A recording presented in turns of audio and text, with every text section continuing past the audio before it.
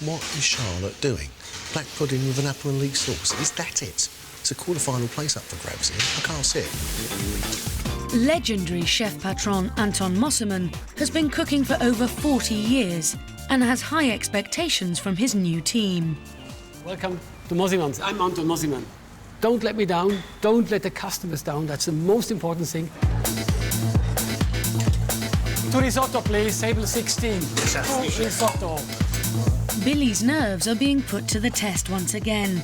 He's in charge of Anton's signature dish, risotto al funghi, and it must be perfect. Take it back. Put some more on. Okay, yes, sir. Bit colour and flavour, okay? Take it back, please. Charlotte, yeah, okay, let's go, please. Young mum Charlotte is making Angus beef with caramelised shallots and Madeira sauce. She's used to cooking for 9 people every night, so gets off to a good start. Both very good. Excellent. Okay. Very good. Just make sure they're very, very hot when you serve them. Perfectly cooked. Well done.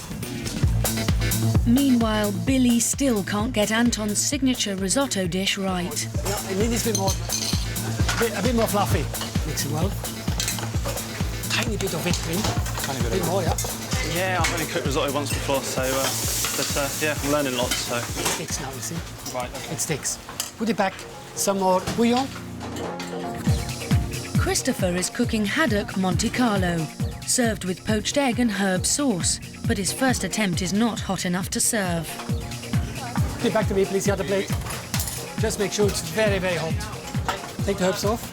Just flash it in. Trying to impress, he hurries to get the next dish out on time, but the other plates for the table aren't ready. It's too early now. Get me a new one. Yes, chef. The beef's not ready. Talk to each other. A whole plate is wasted, and he has to start his dish from scratch. Meanwhile, Charlotte is thriving under the pressure. Nice beef, lovely. Well done. Well done. Nice sauce too, lovely. Good flavour. Okay. Looks okay, it looks very good. That's fine then. When we first started, I was a little bit worried about when to put hands on and things like that, so nothing got overdone, but throughout the day, I think I've been okay. With the end in sight, Billy finally gets his nerves under control and is serving fault-free risotto. Very, very good. Excellent. Excellent. You know, the chef's very specific about how he wants it. It's his signature dish. So, you know, I've not been perfect every time, but I've been improving, and hopefully I've done okay. And Christopher has also finally found his footing. Sauce is hot. Good. OK, let's go. That's fine. That's fine. The buzz. I mean, they say, you know, that it's an addiction, but it is. I mean, the adrenaline, you know. Great. Okay. See? 4 minutes past 2. Well done. After 2 long hours, John and Greg meet up with Anton Mosimann. Anton, thank you very much indeed. How was Charlotte, and what did Charlotte do? Charlotte done the beef. Very professional, very calm, really very impressive young lady. Now, yesterday, Billy was nervous. How did he get on today? Billy done the risotto, which of course is the most difficult dish of the day. I had to send it back once, twice, but Billy done well. A little bit nervous. What about Christopher? Christopher, he had the smoked haddock. I had to send it back once. Not quite perfect, but well done him. Which one of these 3 would you employ? I think Charlotte. Now they're straight back to MasterChef HQ to cook their best 2-course meal. Yesterday, young mum of 3, Charlotte, showed real talent and she excelled under pressure. Will she keep it up and get 1 step closer to her food dream? Christopher's adventurous flavour combinations impressed, but he made some basic errors in the pro kitchen. He now needs to prove he's worthy of a place in the quarter-final. Web designer Billy battled with his nerves in the invention test and in the restaurant. Can he hold his nerve and produce the exceptional dishes needed to get him through?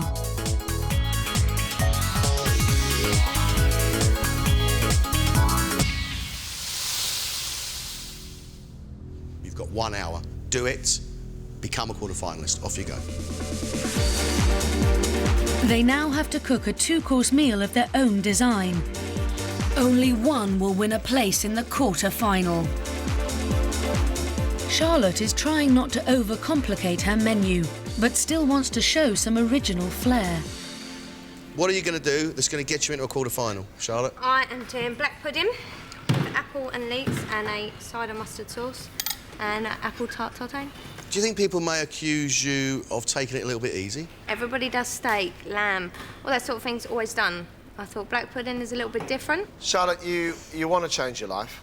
How important is it to you? Very important. It'd be a new start for all of us. What is Charlotte doing? Black pudding with an apple and leek sauce. Is that it? It's a quarter-final place up for grabs here. I can't see it. Billy's going all out to prove he's got what it takes by using some unusual ingredients and attempting a daring pudding. Billy, what are you up to, mate? Red mullet with samphire grass and sorrel sauce. Right. And then a hot chocolate fondant. Do you know that the road to the MasterChef final is littered with the corpses of failed chocolate fondants? Yes, I'd noticed that. But it tastes really good if you do it right. It's quite nice that we're actually able to get a sentence out of you today, Billy, because... I couldn't speak yesterday. I'm a lot less nervous. I'm likely to make slightly less mistakes today. And we'll see how it goes. Red mullet with the samphire and the sorrel sauce. Love the idea of it. And then classical chocolate fondant raspberry sauce. Good idea, as long as that fondant works. You have 15 minutes left. Christopher is combining classic Scottish dishes with some more of his adventurous flavour combinations. And what are you going to cook for us? I'm doing a version of Cullen skink, and I'm doing duck breast with pearl barley with leek and orange. Tell us exactly what Cullen skink is. Cullen skink is a traditional kind of peasant Scottish soup, which is made smoked haddock, potatoes, onion and cream. What type of cook do you think you are? Adventurous. You know, I'll try different combinations. You know, sometimes they work, sometimes they don't. Christopher, for me, has got a very, very exciting menu, the Cullen skink soup. And they're exciting ingredients he's got going with that duck. Orange, saffron, pearl barley, whiskey. I can't wait. 2 minutes, guys.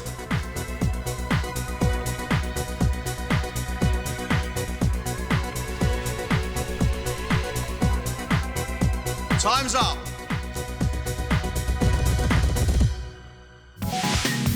Billy has made pan-fried red mullet with sorrel sauce on a bed of samphire grass, followed by hot chocolate fondant with raspberry coulis.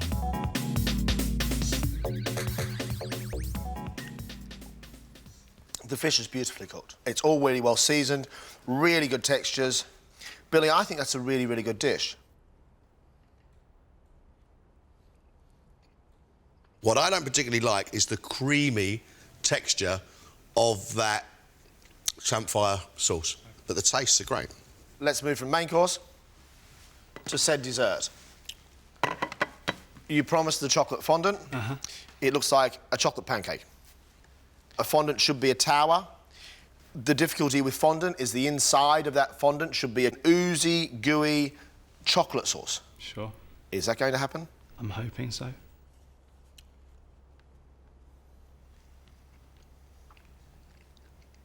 It's like eating a bit of undercooked cake. Sure. For me, it's not a true fondant.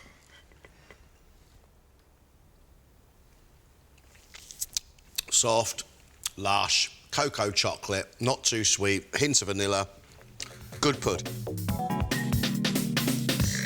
Christopher's dreams are resting on a starter of Cullen skink, followed by duck breast with leek and orange barley risotto and whiskey game sauce.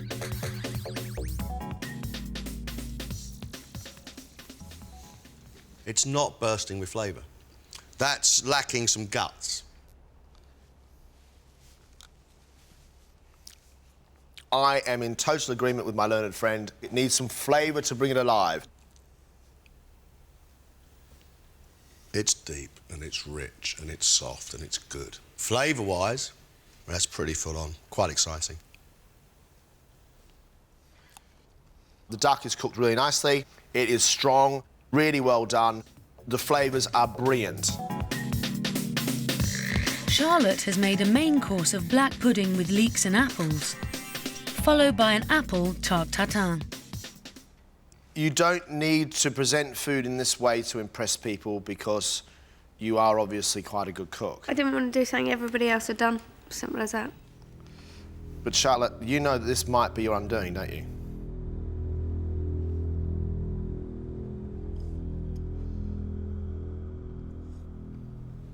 It's sweet, it's not sharp, it's not oversweet, the caramel's not bitter, pastry's really cooked nicely. I'm so upset with you. Because your tartatan is the sort of cook I always thought you were. Hallelujah. Charlotte the cook returns. And here is the evidence of what happens when you just cook what you normally cook. Here is the evidence of what happens when you cook something you don't normally cook. So don't be different, just be good.